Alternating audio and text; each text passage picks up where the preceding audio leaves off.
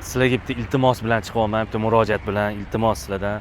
Ana kuni sizlarga 8-kvartalda bir xona nijloy qilsa bo'ladigan yo'l yuzida, mana chiroyli alleya bo'layotgan joyda sizlarga uyni tushuntirdim, ko'rsatdim. Mana bu xonadonni sizlarga misol tariqasida balkonni qaragan degan edim. Shotga uy egalari hozir telefon qilyapti, mana shu qatordagilar.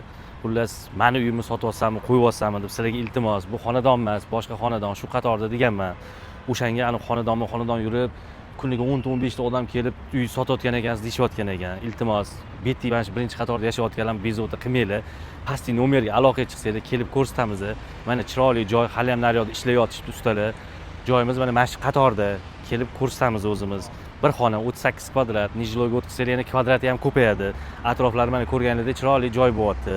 Mana sezamni to'g'risida. Faqat iltimos, pastki nomerga aloqaga chiqinglar, qo'ni qo'shnilarni bezovta qilmanglar. Hammani kirib sotayotgan ekansizmi deyishayotgan ekan. Narxi 64 ming, ozgina o't beriladi. Dokumentlari hammasi joyida, tamom.